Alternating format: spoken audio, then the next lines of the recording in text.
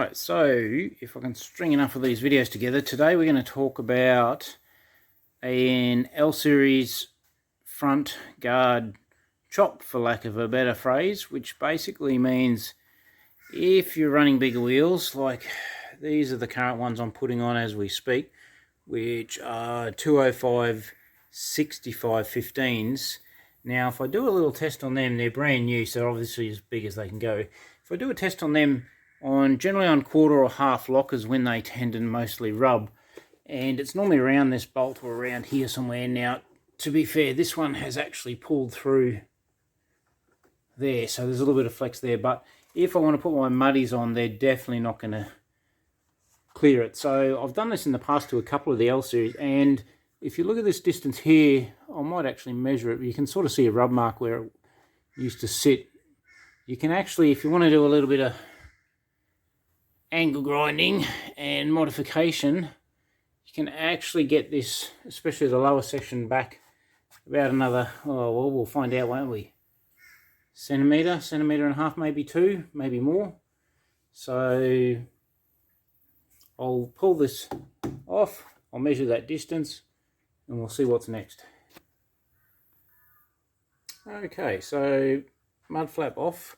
You'd be pushed to find any of these that actually have the original nuts and bolts, including this one's a bit of an assortment here. And when you follow back up here, I thought I'd better show you this too. Any of these cars that haven't been cleaned or cracked for a while are literally going to be full of, as you can see in this case, a bit of leaf, a bit of mud debris. So rather than have it drop all over my jack, I'll bring a tarp in and I'll crack that 10mm under there. There may from memory be another 10mm just inside with the door open in here that you can get to it, and I'll obviously clean all that rubbish out. So perfect time to do it. This one may or may not come out. That's okay if it doesn't. Good old angle grinder will get rid of it, and then we'll go from there. Okay, so we're back. Now I've cleaned out roughly most of the debris that was in there. You can see how high it actually went up. Like, that's an lot of debris, as you can probably see if it'll focus in my bag down here. Wait for it. There's good 5 or 6 handfuls in there, leaf debris rubbish. Now normally I would give that a really good clean up, degrease, and maybe even a repaint, but I'm under the pump because we're actually going to use the car, head over to Fraser Island in only a week or two. So rather than do all that now, I'm just concerned with doing the guard chop, and what I'll do is come back in a couple of weeks once we're back, and I'll do it all then, give it a big clean up at that point in time.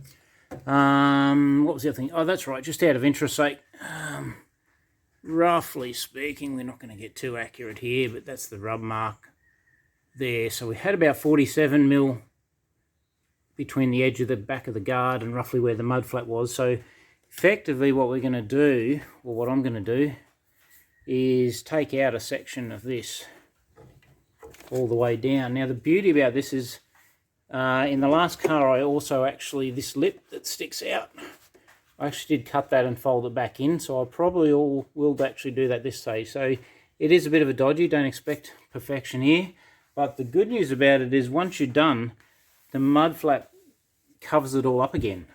So you don't really see any of the behind the scenes work. So I'll show you what I mean as we go.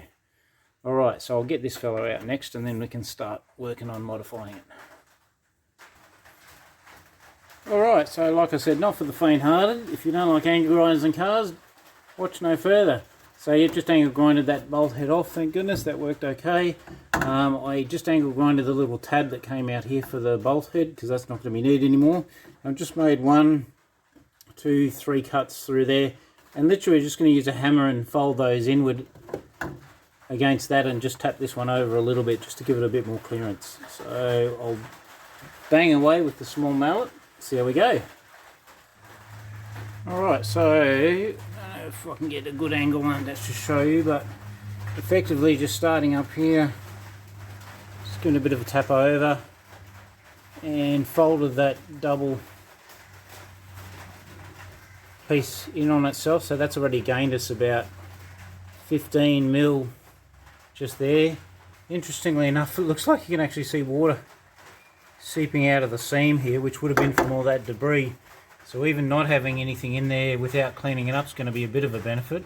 Now again, normally I would bang some, depending on whether we need to, bit of everything, bit of sealant, rust converter, bitumen paint, something like that, not necessarily in that order. But I'll just do a rough tidy up now, because like I said, I'm going to come back and do all this properly when I have a bit more time on my hands. So that's literally got the inside sorted. So now I'll just clean that inside bit up a bit, and then I'll start marking this outside piece. I did also remove the 10mm bolt from up underneath here as well, really just to, through the plastic, just hold that bit of plastic in place. You can't even see it, but it's up there somewhere. Just so, more so for the video purpose, plus if you're in there with the angle grinder, just gives you a little bit more distance to move around in there too. Alright, so just a bit of undercoat in there, but what I mainly wanted to show you was literally with the mud flap back in place and holding this back in where it normally sits. I've marked, well, you didn't really even have to mark it, you could see the outline anyway, we just marked it with a pen roughly where that is. Now there's 3 holes if you go back down to the mud flap, the originals, 1, 2, 3. Obviously that one's obviously been heated out by the look of it all. Now we can always still reuse that or potentially put a washer and a bolt through. Alright, so my goal initially is just to angle grind off about, well, this inside lip from about here down, and then potentially we can take more out but leave a little lip, especially for that center bolt, so that you might potentially be able to fold a little bit over and make a new spot for the bolt head. So I'll show you what I mean in a sec anyway. Alright, so there's part A of the chop done. So I've literally taken that much out, so probably what, 25mm at the bottom, 20 to 22mm at the top, just on that first little section. Now what I'm going to do is, obviously this bolt holes right on that seam. Now I just can't remember last time I was able to fold a bit of metal in and use that as the remounting for the mud flap. So what I'll actually do is leave a tab here up to that center fold mark. I'll put I'll take all this section out here for starters, but I'll leave this as a tab, make an incision down here. Incision, that sounds good, doesn't it? Then I'll come up another centimetre, make a cut in here, and then come back up and blend it into this area here. That way I've got 2 tabs sitting there that I can fold inward, and we'll see whether either of them are going to line up roughly with the mud flap. Okay, so now let's have a look at your top piece cut out, so you can try and get a bit of a visual on that. Now I did realise this section here, there was no way the bolt hole was going to, or the mud flap hole was going to line up with that, so I just decided to angle grind it anyway. So literally where that ridge is, I'll fold this bit in now and we'll just see how things are going to line up. Alright, so if I just hold that roughly in position, you can see now that the mud flap is basically, I did put that 10mm back in just to keep things sturdy. You can see the mud flap is almost in line with that 10mm coming up, and I remember too, I think the last one I actually took a bit of section out of the mud flap. So yeah, obviously this point here I will have to do the same as below, where I'll just mark it out with the pen and cut it and leave a tab. So I'll do that next. Alright, so I thought I'd just show you where this second tab I've left is. So I will angle grind this little section here out. So basically that tab lines up with the base of the trim and goes up to about the base of the silver trim in there, I suppose. So literally the edge, as you can see, was right there. So that's about 1 centimetre, probably about 12mm in. So I'll just angle grind this section off, bend that in, then we'll see truly how we're going. Alright, so sort of doing this one-handed, but as you can see in this case, that's roughly where things are lining up. And on the inside, my first tab lines up pretty well. My second tab is there, it's just back about 4 or 5 mil, but the top's under a little bit of pressure because I couldn't really take that out any smoother. You really need to take this right up, but then you would see the cut, and obviously you don't want to see the cut, so we'll make do with that. I'll drill holes, won't be much of a hole obviously, but I'll drill holes through these tabs, lining up of course with the actual mud flap, and then we'll put some nuts and bolts back in. Alrighty, so next, the very bottom part of the plastic, I literally just angle grinded that corner off because it boulders out too much and it's a bit of a weak point. Obviously up here you can see it'll flex in with a screw or two in it, that's no problem at all. So this is a good time to put that inner guard liner back in, so just the 10mm up top, and I did also put this one back in over here, and roughly position the guard. Obviously it's not going to sit exactly where you were before. Now as you can see from my tab marks, I wasn't too far out with my holes. This one potentially I could have gone up just a little bit higher, but it's close enough for now.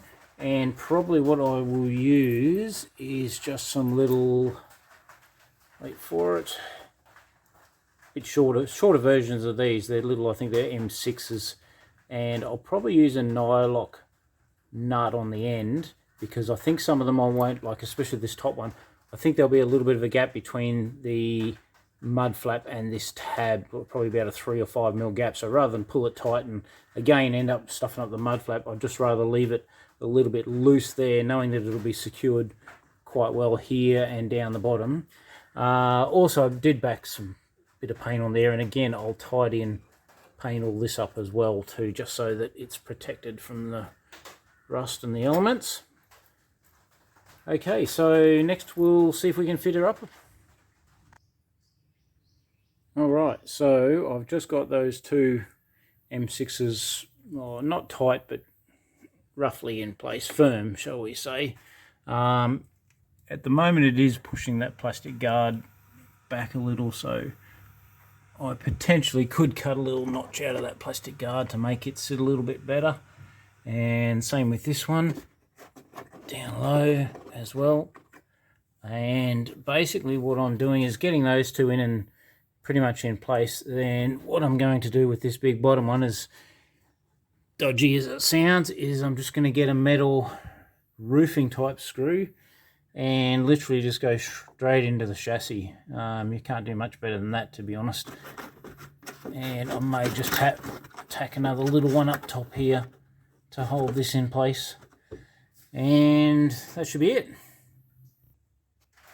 Alright, so final result. That's sat a little bit back a bit further, which half over that bolt, which from my perspective is great. As you can see, the distance there, where's my little measuring stick? You know, now we're only looking at 20 mil.